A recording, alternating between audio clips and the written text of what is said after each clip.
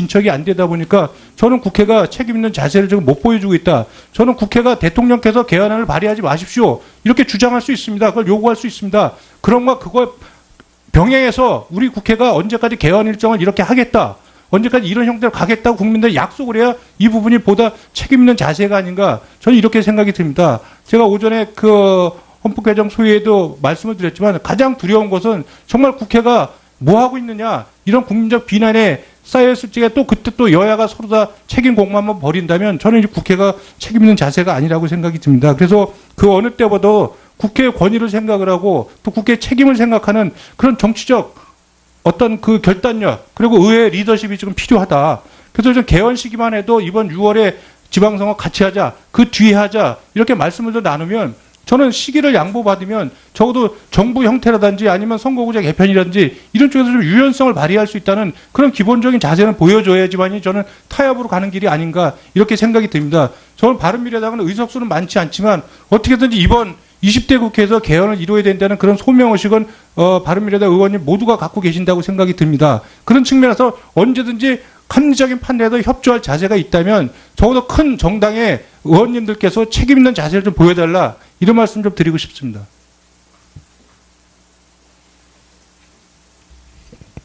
이태규 의원님 수고 많으셨습니다. 다음 김경엽 의원님 발언하시고. 예, 김경엽 의원입니다. 문재인 대통령께서 개헌 논의, 국회 논의가 우선이다. 그리고 국회 합의를 가장 먼저 존중을 하겠다. 수차례 강조를 해왔습니다. 그런데 지난 1년 동안 집중적으로 논의를 했고 지금 1년 3개월째 논의를 하고 있습니다. 하던 얘기 계속 되풀이하면서 더 이상 국회에서는 진도를 나가지 못하고 있습니다. 원인은 6월 지방선거 동시개헌을 자유한국당이 반대하고 있기 때문입니다. 이후로 연기하자라는 자유한국당 주장 때문에 개헌 대안도 내놓지 않고 반대만 계속하고 있는 것입니다. 국회에서는 논의 대안도 내놓지 않고 논의도 진척을 안 시키고 그리고 대통령이 발의하겠다 하면은 그것도 하지 말라고 못하게 막고 결국은 뭡니까? 지방선거 전까지 개헌 안 하겠다. 바로 이거 아닙니까?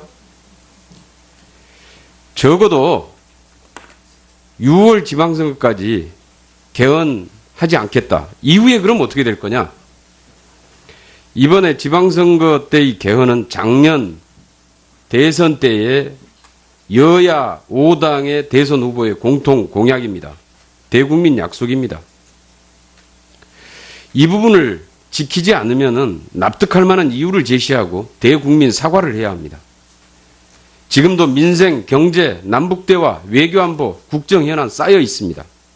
언제까지 개헌 문제 가지고 질질 끌면서 국정 블랙홀이라고 하는 개헌을 가지고 국정 발목 잡기나 한다는 비난을 국회가 듣게 될 것입니다.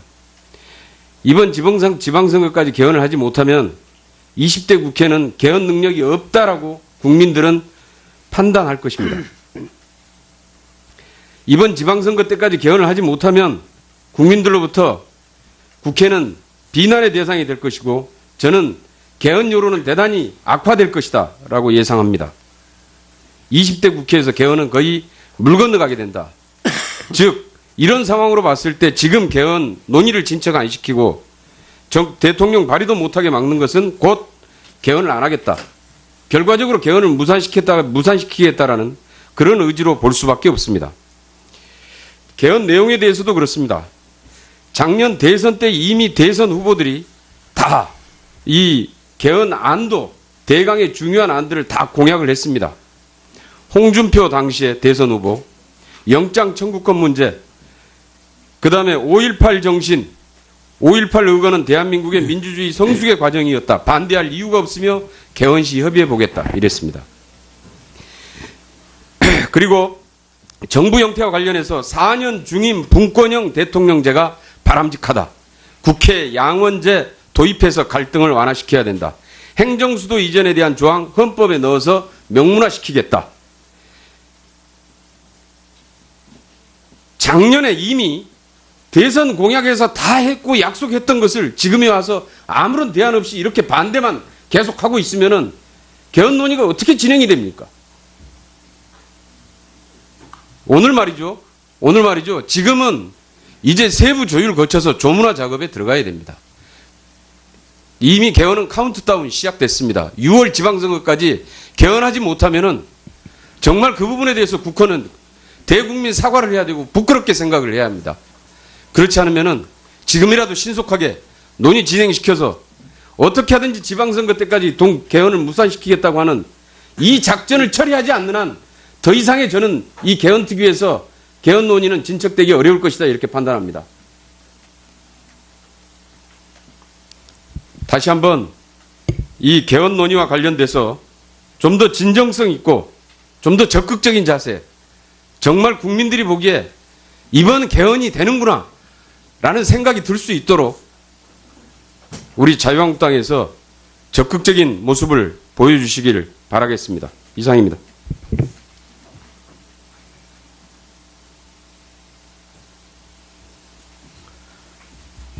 김경엽 의원님, 수고하셨습니다. 지난번에 이제 우리가 논의 과정에서 좀 쟁점이 됐던 것 중에 하나가 총리의 그 국회 추천 제도인데, 그 뒤에 이제 제가 뭐 자료도 보고 여러분들 말씀하시는 걸 들어보니 추천이라는 게 방법이 딱 한 가지만 있는 게 아니고 누가 어떻게 추천할 것이냐, 그다음 그 방법은 어떤 거냐, 등등에 대한 상당히 다양한 논의가 있었던 걸로 보입니다. 누가 이 부분에 대해서 잠깐 좀 설명이 가능하신 분이 있으면 설명을 좀 한번 해주시면 좋겠습니다. 김종민 의원께서 하시겠습니다. 김종민입니다. 네.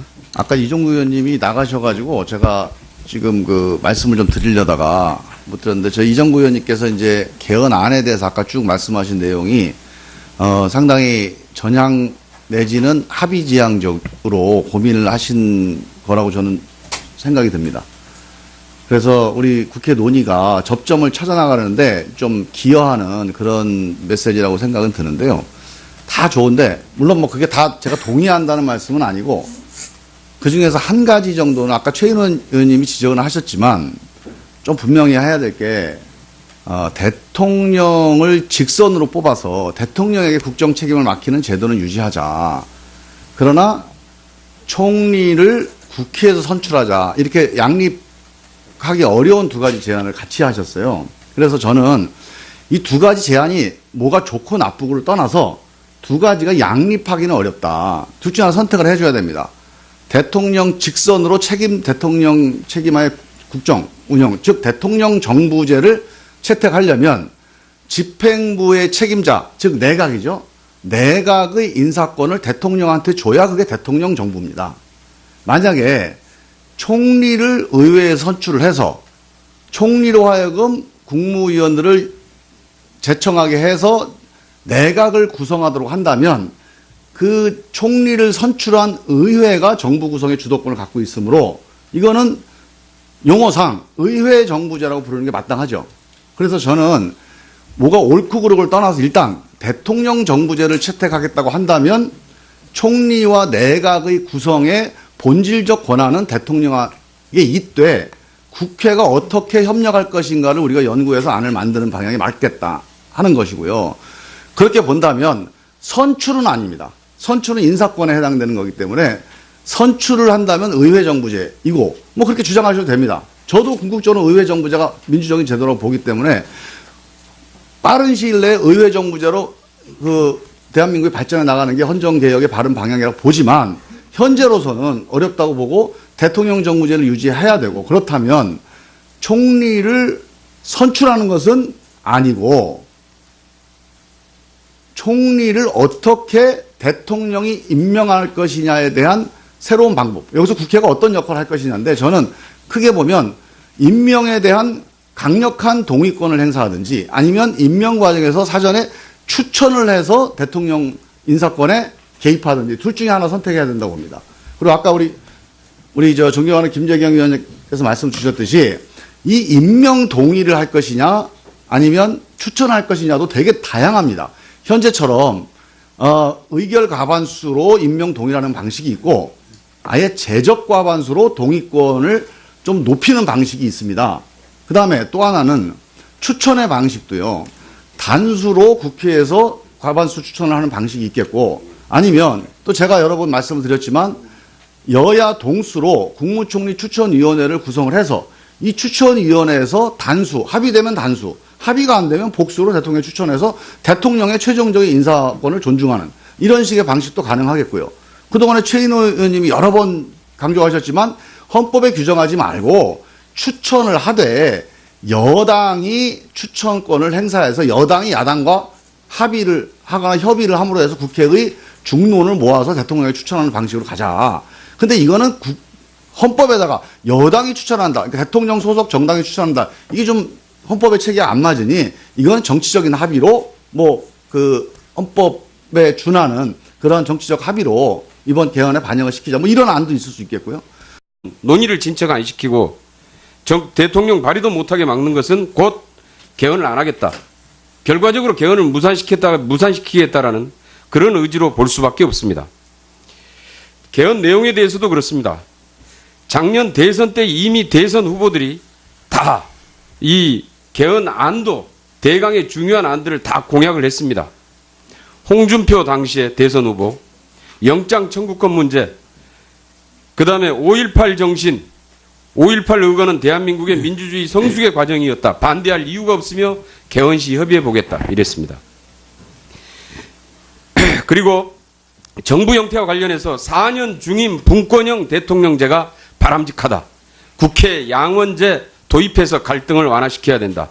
행정수도 이전에 대한 조항 헌법에 넣어서 명문화시키겠다. 작년에 이미 대선 공약에서 다 했고 약속했던 것을 지금에 와서 아무런 대안 없이 이렇게 반대만 계속하고 있으면은 개헌 논의가 어떻게 진행이 됩니까? 오늘 말이죠. 지금은 이제 세부 조율을 거쳐서 조문화 작업에 들어가야 됩니다. 이미 개헌은 카운트다운 시작됐습니다. 6월 지방선거까지 개헌하지 못하면은 정말 그 부분에 대해서 국회는 대국민 사과를 해야 되고 부끄럽게 생각을 해야 합니다. 그렇지 않으면은 지금이라도 신속하게 논의 진행시켜서 어떻게 하든지 지방선거 때까지 개헌을 무산시키겠다고 하는 이 작전을 처리하지 않는 한 더 이상의 저는 이 개헌특위에서 개헌 논의는 진척되기 어려울 것이다 이렇게 판단합니다. 다시 한번 이 개헌 논의와 관련돼서 좀 더 진정성 있고 좀 더 적극적인 자세, 정말 국민들이 보기에 이번 개헌이 되는구나 라는 생각이 들 수 있도록 우리 자유한국당에서 적극적인 모습을 보여주시기를 바라겠습니다. 이상입니다.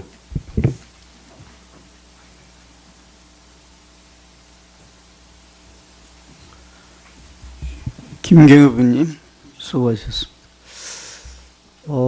지난번에 이제 우리가 논의 과정에서 좀 쟁점이 됐던 것 중에 하나가 총리의 국회 추천 제도인데 진척이 안 되다 보니까 저는 국회가 책임 있는 자세를 지금 못 보여주고 있다. 저는 국회가 대통령께서 개헌안을 발의하지 마십시오. 이렇게 주장할 수 있습니다. 그걸 요구할 수 있습니다. 그런가 그거 병행해서 우리 국회가 언제까지 개헌 일정을 이렇게 하겠다. 언제까지 이런 형태로 가겠다고 국민들이 약속을 해야 이 부분이 보다 책임 있는 자세가 아닌가. 저는 이렇게 생각이 듭니다. 제가 오전에 헌법 개정 소위에도 말씀을 드렸지만 가장 두려운 것은 정말 국회가 뭐 하고 있느냐 이런 국민적 비난에 쌓였을 적에 또 그때 또 여야가 서로 다 책임 공방만 벌인다면 저는 이제 국회가 책임 있는 자세가 아니라고 생각이 듭니다. 그래서 그 어느 때보다도 국회의 권위를 생각을 하고 또 국회의 책임을 생각하는 그런 정치적 어떤 그 결단력 그리고 의회 리더십이 지금 필요하다. 그래서 좀 개헌 시기만 해도 이번 6월에 지방선거 같이 하자, 그 뒤에 하자 이렇게 말씀을 좀 나누면 저는 시기를 양보받으면 적어도 정부 형태라든지 아니면 선거구제 개편이라든지 이런 쪽에서 좀 유연성을 발휘할 수 있다는 그런 기본적인 자세는 보여줘야지만이 저는 타협으로 가는 길이 아닌가 이렇게 생각이 듭니다. 저는 바른미래당은 의석수는 많지 않지만 어떻게든지 이번 20대 국회에서 개헌을 이루어야 된다는 그런 소명의식은 바른미래당 의원님 모두가 갖고 계신다고 생각이 듭니다. 그런 측면에서 언제든지 합리적인 판단에도 협조할 자세가 있다면 적어도 큰 정당의 의원님들께서 책임 있는 자세를 좀 보여달라 이런 말씀 좀 드리고 싶습니다.